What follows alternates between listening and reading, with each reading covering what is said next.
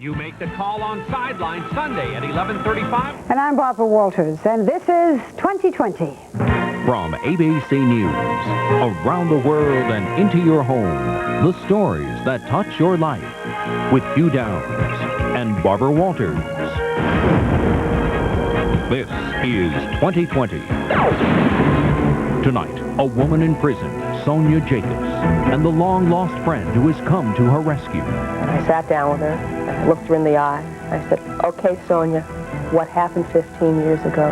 A brutal crime, 2 policemen gunned down, Jacobs and her boyfriend convicted. He was executed. She got life. But I'm not guilty of murder. Now reunited by fate, She was my best childhood friend. the effort to free Jacobs has new momentum. Could this man be the real killer? Nobody saw who actually did the shooting. Tom Jarriel with 2 determined women crossing paths again. Plus, It's new. A lot of people don't know about it. you've seen the commercials. The patch. We just heard about it. A new aid to stop smoking. We ask people, show us your nicotine patch. I wear mine on my upper arm. That's a patch right here.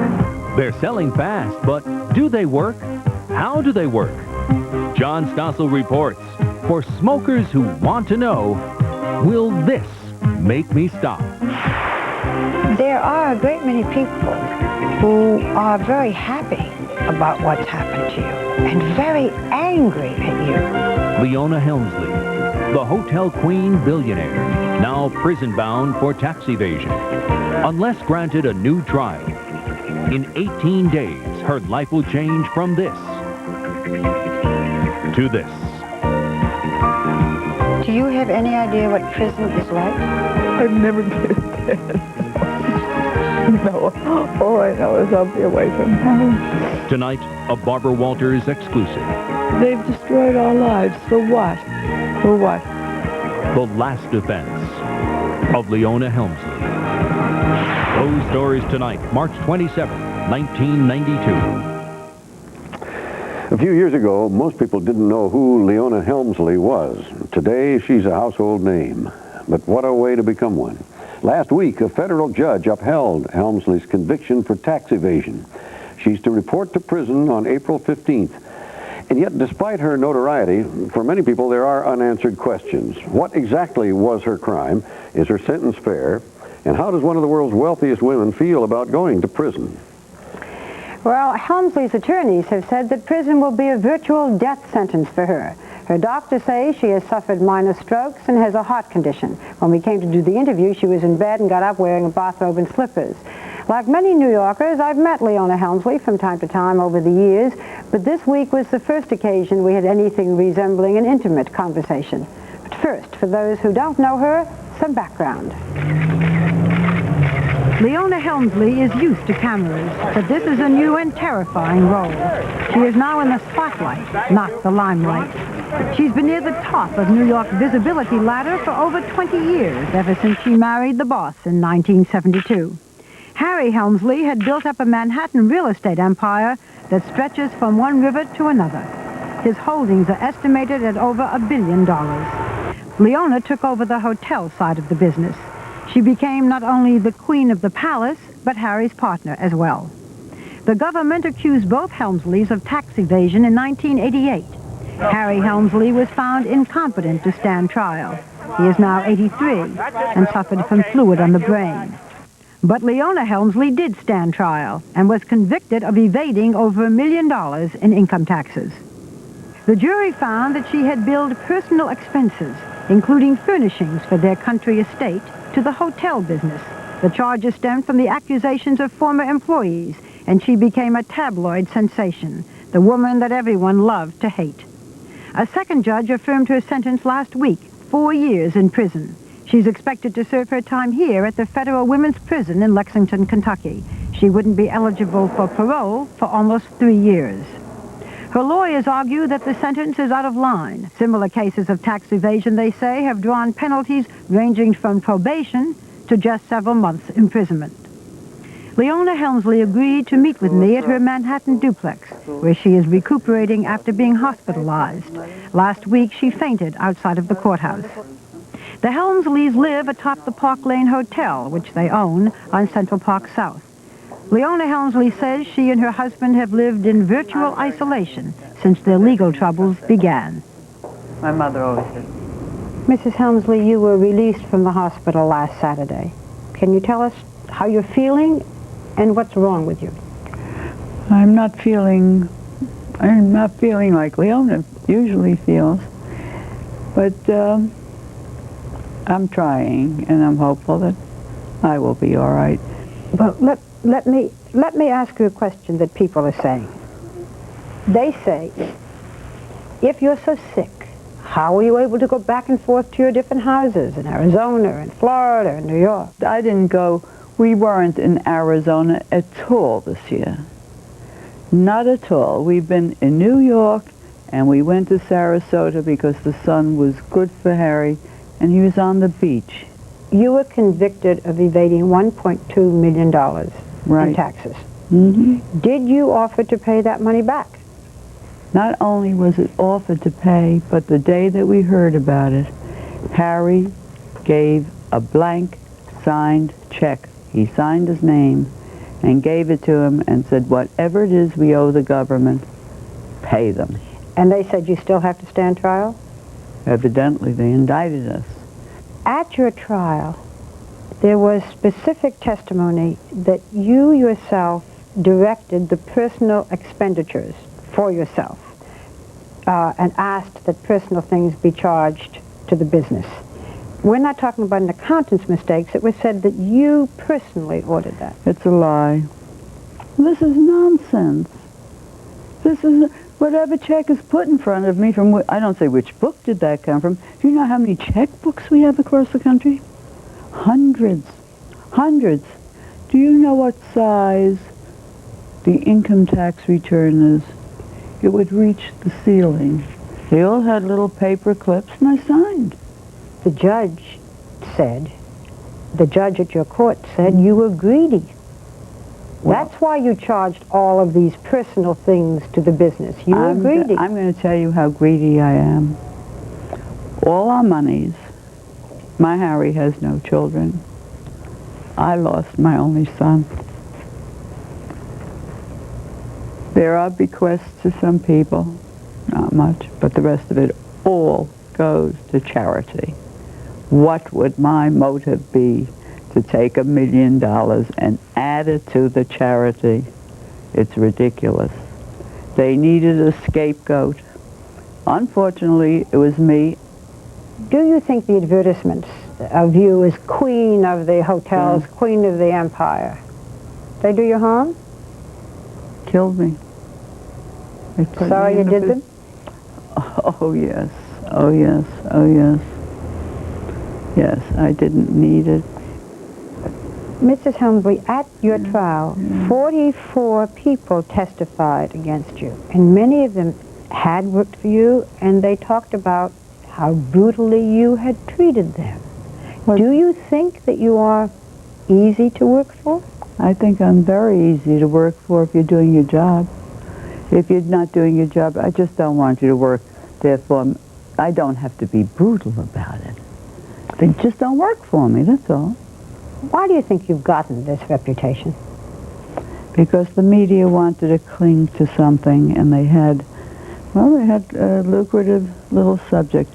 Let's say I'm all these terrible things, all right? Does not mean I should go to jail. What has that got to do with a crime? I committed no crime. At your trial, your lawyer, Gerald Pfeffer, described you as a tough bitch. Well, I think what he was trying to do was to say she's a tough bitch, she's this, she's that, not that he meant I was a tough bitch, and I will defend him here. I think he wanted to say exactly what I just said. So she's a tough bitch. Don't have dinner with her, don't socialize with her, but she's not guilty. I'm not on trial for being a tough bitch or anything else other than a crime. Mrs. Helmsley, what bothered you the most? When your lawyer called you a tough bitch, or when he revealed your true age? My age, I must say. How old are you? I have to figure that one out. I'm so bad in math. I read and hear. Yeah. I hear that you will be 72, July 4th. I hope I make it. Perhaps the most damaging testimony against you, one that one reads again and again, came from a woman who was your former housekeeper and who said you told her, "We don't pay taxes, only little people pay taxes." How could anybody believe something so absurd? I paid $600 million in taxes. Over what period, by the way? For the 5 years we're talking about. And I sat down with a maid who worked for me for 4 months, and naturally I sat down and told her all my financial problems. I mean, isn't that a little ridiculous? Then let me ask you directly. Did you, at any time, to this housekeeper or to anyone, say only the little people pay taxes? It's ridiculous, of course not. You know that there are people who say that if you're not sent to prison, it's because you're rich. You're getting special treatment. Well, I'm getting special treatment. If I were not Leona Helmsley and wealthy, and we're wealthy, we've worked for it, there's nothing wrong with that. They never would have touched us. Never. I would have gotten a pat on the wrist like everybody else and go home. It's outrageous. You have murderers on the street. You have killers. The children are running around with the guns. I'm dangerous? Where am I dangerous? Mrs. Helmsley, your attorneys have filed for a new trial saying that there is new evidence. But if they do not get that new trial, and it's just a matter of a few weeks, on April 15th, you will be going to prison. Has that sunk in yet? No, I can't believe. I can't believe that that this is not America. Do you have any idea, if you do go to prison, how the other inmates will feel about you? This rich woman who lives in this opulence? Oh, I don't know. I haven't gone that far. I think I have to take day by day, Barbara, and maybe I'll be lucky and die. Who knows? You have said that you will never... Yes? I never fainted in my life. Never. Came out of that courtroom last week. It was like a pack of rats all going in my direction to take bites out of me. What have we become? What are we becoming? Animals to people? What are we becoming? What is your husband's condition? He's coming around. He needs, you know, they say you can buy a lot of help. You can't buy loving somebody. I love the man. I love him. He's more important to me than anything in this whole world. Every time he is my world. At what point did you believe what has happened, or does it still seem like a nightmare? I don't believe it now. I don't believe it now. I wake up in the middle of the night and I feel everything is fine. All of a sudden my stomach goes down and it ties in a knot. And it all comes back. And I don't know. I pray to my mother to help me. Somebody to please help me. When Mrs. Helmsley had regained her composure, we resumed the interview. Do you have any friends? My husband. No others? He's my best friend. He's my best friend. Barbara's a friend to me. Your housekeeper? Yes. Mr. Brady's a friend to me. Your security man? Yes. How long have they been with you? 18 years, one, 13 years another. A lot of people in the hotel, they're my friends. What if you don't get a new trial? Why wouldn't I get a new trial? I'm entitled to something here for $600 million in taxes.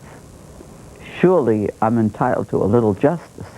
You know, they want me to say I'm remorseful. I have to know what I've done to be remorseful.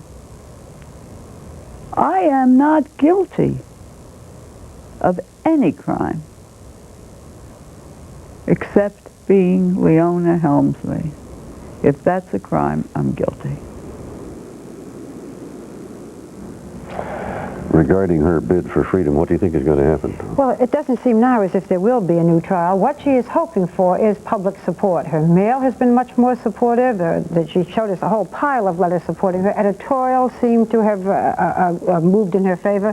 Whether that makes any difference, it probably won't. She has been convicted. Yeah. It might reflect a public meditation on the philosophic issue of who should spend time in prison and what other penalties there might be for that kind of crime. And does the punishment fit the crime? Yes, that would, should it be that long a period? That almost seems to be what the issue is now. Yeah, that may seem draconian, but there might be other penalties that would be equally bad, but it wouldn't mean spending time in prison. That's right. Well, thank you. Fascinating. Well, next, mystery surrounding a double murder. Has a mother of two spent 16 years in prison because the real killer lied in court. Sonia Jacobs and her boyfriend both claimed to be innocent. He was executed, and yet some believe this man is the actual killer. Tom Jarriel investigates right after this. 2020, brought to you by AT&T. In long-distance services, information and network systems, telephones, and computers, AT&T is the right choice. Forget about one-size-fits-all as a marketing strategy. Today, you have to make each customer feel unique. At AT&T, we have a range of calling plans that match the way small companies do business. In 1978, I created my first racing wheelchair. Today, I make them for people all over the world. Probably 99% of my business is done long distance. AT&T created Pro Watts for businesses that depend on long distance. The more you call, the higher the discount. We're based in Oakland, but we do a lot of business with LA and Seattle. AT&T Small Business Option Area Code Plan gives an automatic 10% discount on the 1 or 2 area codes they call most. We sell toys from all over the world. We call Russia, Hungary, China. We're working now out of 3 locations just to fill the demand. For small businesses that have grown to more than 1 location, our custom net plan combines their long-distance bills for the maximum possible discount. Rule number 1 is know the customer, and I would say rule number 2 is know the customer as well. We can make a difference. AT&T. Call us. This is regular. This is better. This Bayer is regular. For headaches, Anacin is better. Why better? Regular Bayer has 1 ingredient. Anacin has 2. A pain medicine plus a second ingredient that makes it work better. Get Anacin. Get better. For 3 days only, every gallon of paint and every roll of wallpaper is on sale at Sears. Save 10 to 33% on every gallon of paint. And 33% on every wallpaper pattern in stock. But hurry, sale ends Saturday at Sears. Ask anyone who's driven a Ford lately. Ask them about quality.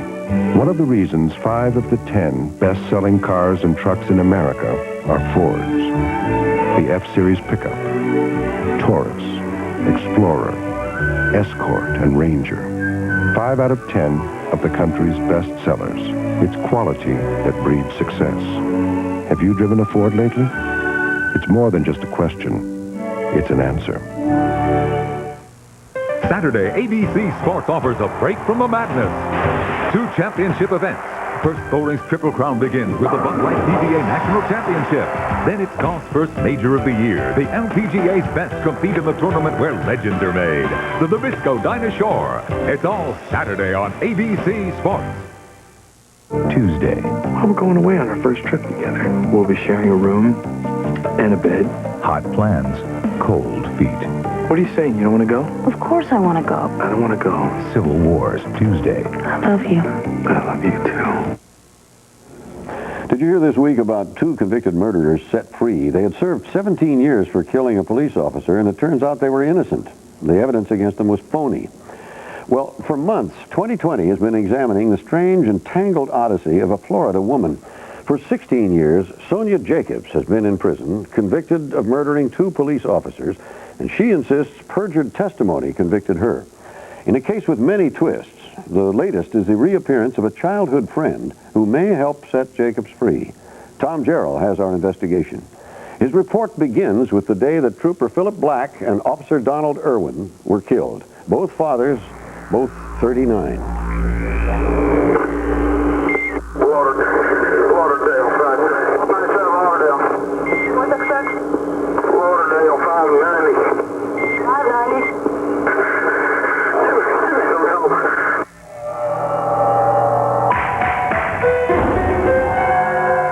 On the foggy morning of February 20th, 1976, at a highway rest stop near Fort Lauderdale, the brutal murder of 2 law enforcement officers. I can't get a breath or a pulse. They're about 4 minutes ahead of me on 95 northbound.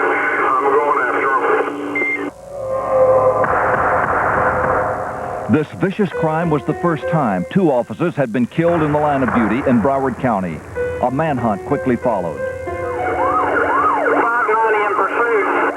16 years ago, this emotionally charged case was neatly wrapped up by authorities.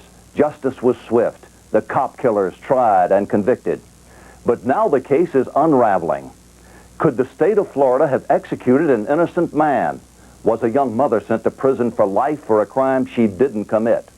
Did the rush to judgment, the zeal for convictions, overshadow basic justice? 3 suspects were arrested on the day of the shootings. Jesse Tafaro, a hardened criminal, his girlfriend, Sonia Jacobs, and a third person, Walter Rhodes, who drove the getaway car through a hail of bullets before crashing at a police roadblock. When the Florida State Trooper and his friend, a visiting Canadian officer, were murdered, Rhodes was a convicted armed robber out on parole. He escaped an almost certain death sentence by agreeing to testify against his 2 companions. But did he lie to save himself? It depends on who you believe. I don't consider myself a violent person. I've never hurt anybody, and I've got a little bit of a temper, but I don't have a violent streak in me. He is a psychopath. I think he believes every word that he says each time that he says a new story. Walter Rhodes' testimony helped put Sonia Jacobs behind bars 16 years ago, where she remains today serving life in prison. It's been my experience that anyone who has really dug into this comes back finding out that I am not guilty. I did not shoot those men, and that I am as much a victim as they were. Sonia was 28 years old at the time of the crime. She had packed up her 2 children and driven from her home in North Carolina to Florida to pick up Jesse Tafaro, the man she had lived with for 3 years. But when she arrived, Jesse wasn't ready to leave. When he didn't come right away, I guess if I'd had been more sensible or less in love or whatever, I would have said, well, then you just stay here, and we're leaving. But by that time, that old clunker didn't have another ride to North Carolina in it. And we were just kind of stuck. For $200, Walter Rhodes agreed to drive Jesse and his family north to West Palm Beach. At 3 a.m., the Camaro pulled into the rest area. We're just sitting there sleeping, and then all of a sudden the door got open. The policeman grabbed this gun out of the front. And he says, is this your gun? I said, yes. I wasn't going to say, no, it belongs to them. And at that point, things were very wrong. I mean, it was getting scary. Investigators would hear 2 very different accounts of how the shootings occurred. But radio dispatches from the trooper before he was killed helped piece together how the incident began. 2 men and a woman with 2 small children were asleep in a Camaro here at this rest stop when officers stopped to investigate. A 9mm semi-automatic pistol was spotted on the floorboard, and the 2 men were ordered out of the car. Witnesses saw a scuffle, and minutes later, 5 or 6 shots rang out. Sometimes things happen that you have no control over in life, and this was one of them. I was there in the car with my children in the back seat, and it never occurred to me that I would ever be accused. Rhodes says you picked up a gun, you fired it, and you passed it to Jesse. Was there a gun in the back seat? At no point on that day did I touch a gun or fire a gun. I am innocent. 3 suspects, all claiming innocence. But only Sonia Jacobs or Walter Rhodes could have triggered the killing spree. When the shooting began, both eyewitnesses agree Jesse Tafaro was pinned by an officer over the hood of the trooper's car. If you think that I'm the one that did it, if I'm the one that did the killing, then you should research this thing real carefully. Did you fire a gun that day? No, Never pulled the trigger? No, I didn't. Prosecutor Michael Satz believed Rhodes and offered him a deal. If he would help convict Jesse and Sonia, the murder charges against him would be reduced to 2nd degree. Did his decision to plea bargain mean, in effect, that he wouldn't face the possibility of death in the electric chair? Well, he knew what the penalty was when he pled to murder 2. That was a part of the agreement. The agreement was that he would plead to murder 2 and receive a life sentence. And in return, he would testify truthfully and honorably. At the trial, Walter Rhodes, who lost his leg to gunfire in the getaway attempt, became the state's star witness, testifying that Sonia and Jesse did all the shooting. I was told, all that remains to do is convict you because you're going to the chair. You're going to get the chair. The state built a convincing case against Sonia and Jesse, which seemed overwhelming back in 1976. Their evidence, ballistic tests, 2 eyewitnesses, physical evidence, and a pair of police officers who testified Sonia had confessed to them. No doubt in my mind, we had the right people, without a question of a doubt. Just 3 months after the brutal killings, Jesse Tafaro was convicted of 1st-degree murder and sentenced to death. I'm not guilty of these charges. Sonia Jacobs was also convicted. Although the jury recommended life in prison, the judge overruled them and condemned her to the electric chair as well. I didn't want mercy, I wanted justice. That's all I wanted. I couldn't believe how things had happened. It wasn't real. They actually tried me, convicted me, sentenced me to death. I mean, it was crazy. What was life like for you on death row? All I did was pace my room, back and forth, 6 steps. I felt like a caged animal. Then finally, I realized I was just going to be a burnt-out husk of a person, full of bitterness and nothing else. That when this was finally resolved, I'd have nothing left inside to give. Sonia survived 5 years on death row before the Florida Supreme Court reduced her sentence to life in prison. Jesse remained on the row. Appeal after appeal was denied. I spoke to him just before the execution that same morning. Did he still maintain he was innocent? Yes. Right up until the end? Yes. And we didn't say goodbye. Just kept saying I love you until we had to hang up. On the foggy morning of May 4th, 1990, Jesse Tafaro was led to the electric chair. 2 Florida state troopers were among the witnesses when the chair malfunctioned. The signal was given to the executioner, the switch was thrown, and when it was, flames and smoke shot out of his head, his body lurched forward and slammed back in the seat, and they fired up the chair again. Same thing, flames, smoke, really horrific to see. The horribly botched execution led to a storm of protest over capital punishment. But it also renewed attention on Jesse and Sonia's case. The couple had steadfastly maintained their innocence since 1976. A team of Miami attorneys re-examined the evidence. What they found convinced them that the wrong man had been executed. Walter Rhodes, they believed, was the actual trigger man. Although Jesse's battle was over, they could still win Sonia's freedom. It was just more than executing the wrong man. It's what they've done to Sonia also. She has been away from her children for all these years on testimony that was flimsy at best and a trial that was unfair.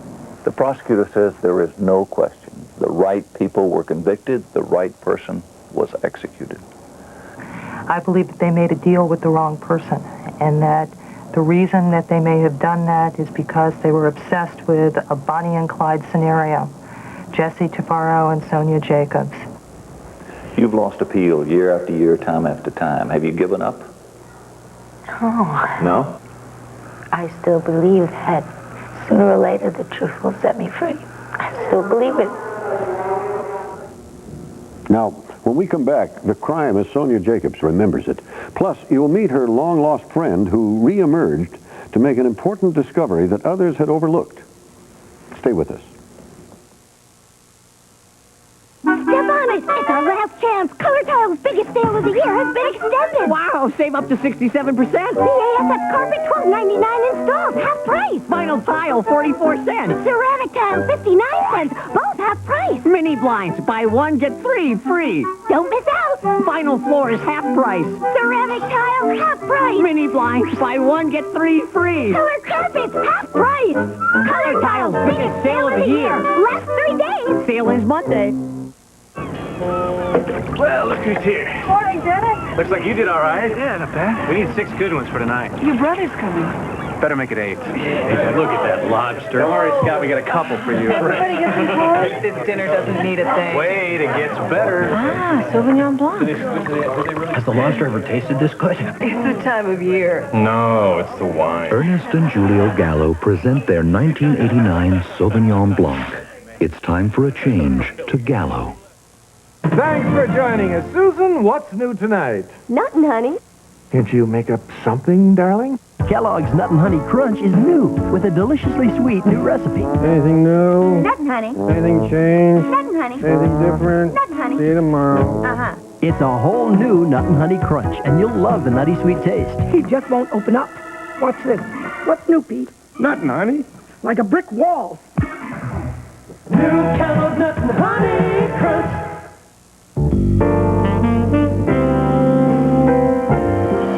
Some go through life saving for that rainy day. Others seize opportunities when they present themselves, like the Acura Vigor, a luxury sports sedan that comes with a leather and wood-trimmed interior, a high-performance single overhead cam engine, and for a limited time, the special lease rate. The Acura Vigor. Now you can save for that rainy day and still have a car worth taking out in it. Childhood friends, separated 30 years ago, reunited by a murder case.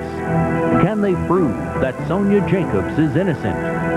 When 2020 continues. Monday, the world's eyes turn to Hollywood. Billy Crystal hosts the 64th Annual Academy Awards live Monday. Psychotherapists with no license, preying on patients across America. He took the gun and he just threw it in my lap and he said, go ahead, use it. Chief Correspondent Chris Wallace catches their head games with hidden cameras. Primetime Thursday. Bob Evans Farms is bringing a new kind of sausage to Indiana. We've added extra seasonings and spices to our famous Bob Evans recipe. We call it Special Seasonings, and we're so sure you'll like the tender, savory taste, we'll give you your money back if you don't. Try Bob Evans Farms Special Seasoning Sausage at a special introductory price. Down on the farm taste with a southern accent. Bob Evans, down on the farm.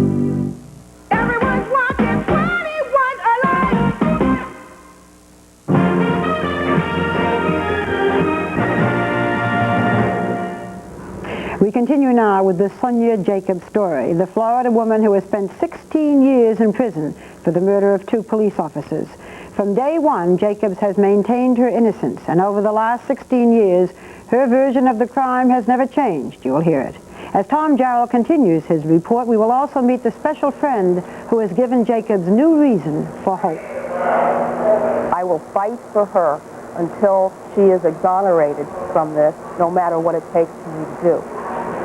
Sonia Jacobs' most ardent supporter is Mickey Dickoff, an award-winning film director in California, who began investigating Sonia's case 2 years ago after Jesse's execution made headlines. Hi.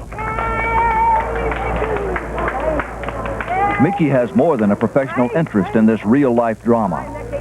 My mother sent me newspaper clippings, at which I was absolutely astonished and amazed that my best childhood friend could have been involved in something like this, although I hadn't seen her in virtually 30 years. The 2 girls had grown up together in Elmont, New York. Mickey and I grew up sort of like sisters. We were best friends, We were totally inseparable. We went to camp together. We used to sneak up on the boys when they were skinny dipping. She was my best childhood friend. How were you separated? My folks moved away, and as kids do, we stopped corresponding. Mickey wrote to the friend she had not seen since age 12 to find out how Sonia's life had taken such a disastrous turn. Sonia began writing back, saying she wasn't guilty. I have a friend who's an attorney, and I said to my friend, "She told me she's innocent." And my friend, who's the attorney, said, "Sure, they're all innocent." As the two corresponded, Sonia filled in the missing years. She had dropped out of college to marry, but the marriage didn't last. Then she met Jesse Tafaro and fell in love. He had been out of prison only 3 months. Sonia soon found herself dealing with Jesse's world of drugs, guns, and ex-convicts. At Florida's only maximum security prison for women, where Sonia's been locked up since 1977, Mickey first confronted her friend about the crime. And I sat down with her, and I looked her in the eye. I said, "Okay, Sonia, what happened 15 years ago?" She said, "Mickey, this is going to sound very anticlimactic. I didn't see." So what do you mean you didn't see? I'm at a terrible disadvantage because I was there and I'm expected to know what happened because I was there. But I didn't see what happened.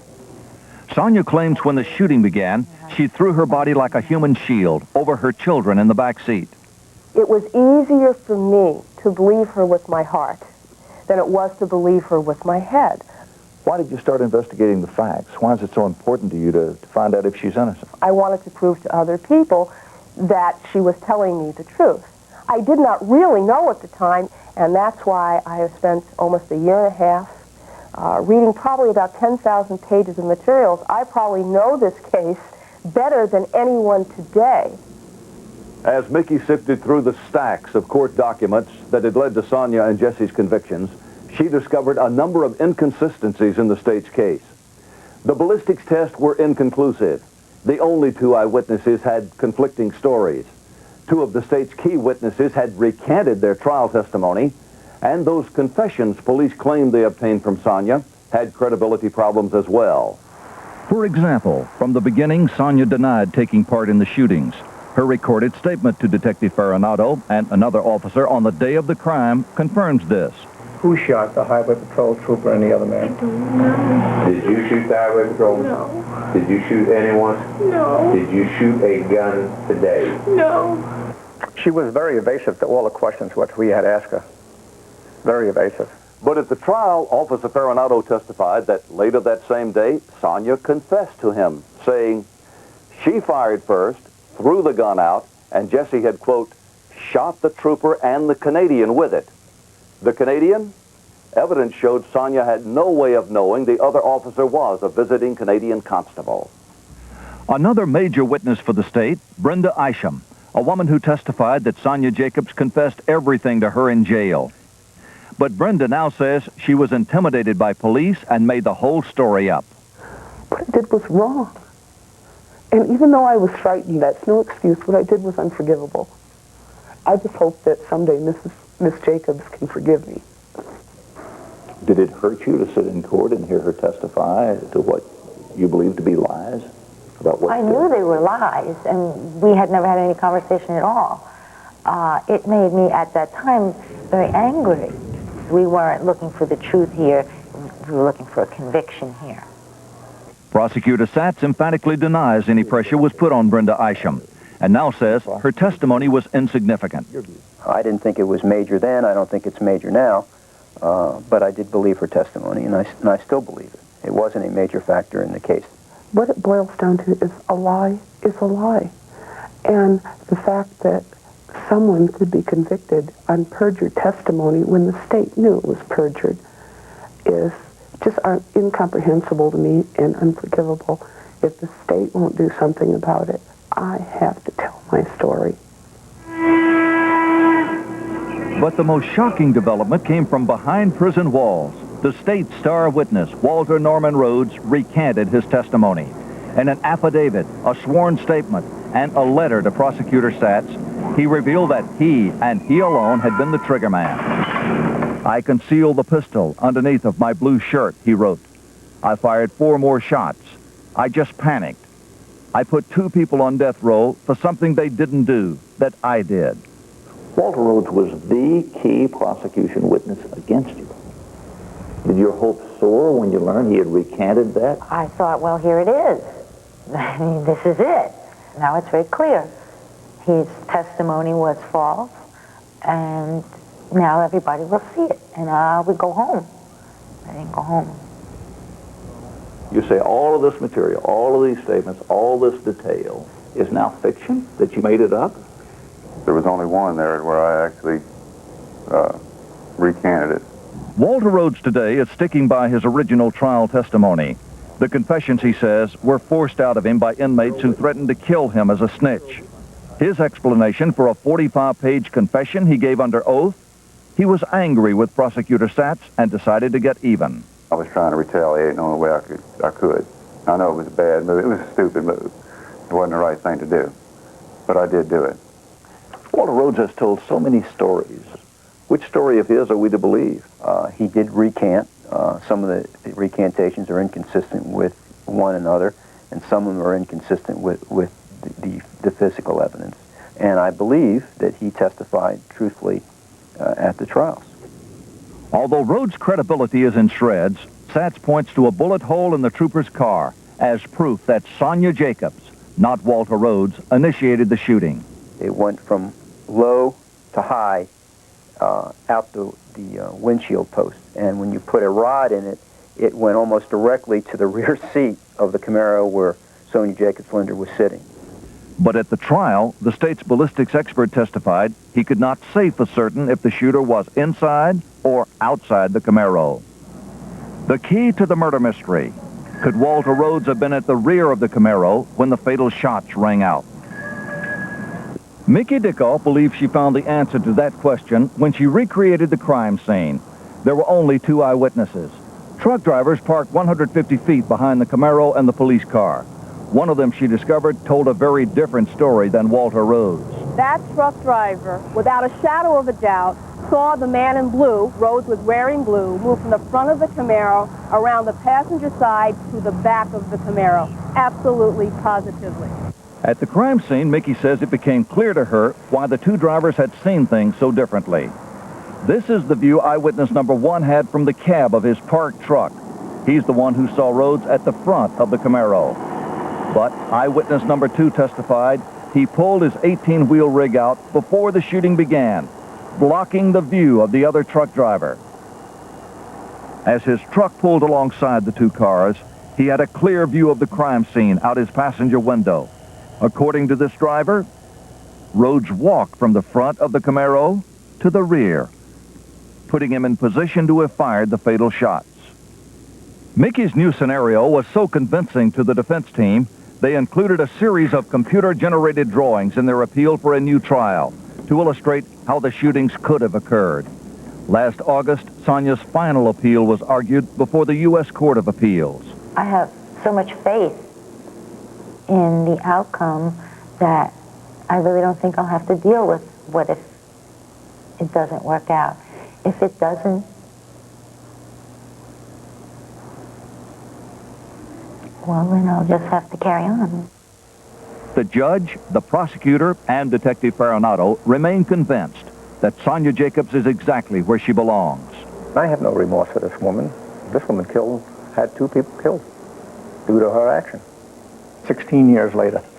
Why not put the blame on other people and say, hey, I'm the good guy, I was in the wrong place at the wrong time. But she wasn't in the wrong place at the wrong time. She was the girlfriend of Jesse Trufaro. I intend, from now until my last breath, that may sound dramatic, but I mean that, to exonerate Sonia Jacobs and Jesse Trufaro, because I believe both of them did not shoot those policemen. But however the case turns out, the long, intense struggle has bonded the lives of these 2 women closer than ever. The years of separation have been forgotten. What's it meant having Mickey back in your life? Oh, it's meant everything in the world. It's like an angel was sent to me. Are you worried she's counting on you too much? I have nightmares about what will happen if this doesn't get reversed because she believes in me so much. When I visit her, it's difficult because I get to leave, and I have a life.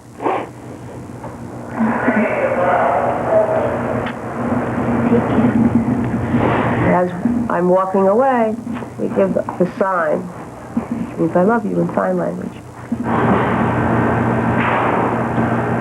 Wow. Legally, where does she stand now, Tom? Hugh, just a few weeks ago, Sonia Jacobs got the news she'd been waiting 16 years to hear. A federal appeals court reversed her conviction and said, in effect, she should have a new trial. But that doesn't free her from prison. Not yet. The state is appealing that. Eventually, the state will have to decide whether she should be tried again or whether she served enough time for the punishment. After all this time, the law's delays, as Hamlet said. What about her children? Where are they now? Her children were being raised by her parents, and in a tragedy, they were killed in a plane crash. So her children, in effect, were raised by friends after that. And that's where they are? Right. Thank you, Tom. Well, next, the patch they're selling to help you stop smoking. You've seen the ads, and we look for people who are using the patch. Does it work? How do they quit smoking? John Stossel tells you what the commercials don't, right after this. If you buy dry dog food, there's something you should know. They're pretty much the same. Right, Jake? Most of them start with ground corn as the #1 ingredient, even a fancy brand like Science Diet. But Purina One Dog formula is different because it starts with chicken. Chicken, corn, wheat, and other wholesome ingredients provide high-quality nutrition and a naturally good taste dogs love. To me, Purina One is the only one. Purina One, second to none. I'm alive. Howard Weber. Alive. Jessica Weber. For a free list of cars with airbags, see your Allstate agent. Rebate. Now's the best time to buy built-to-last appliances from Frigidaire because you'll find rock-solid rebates on refrigerators, washers, ranges, and more. So why not hop on over to your Frigidaire dealer and pick up something new for your pet?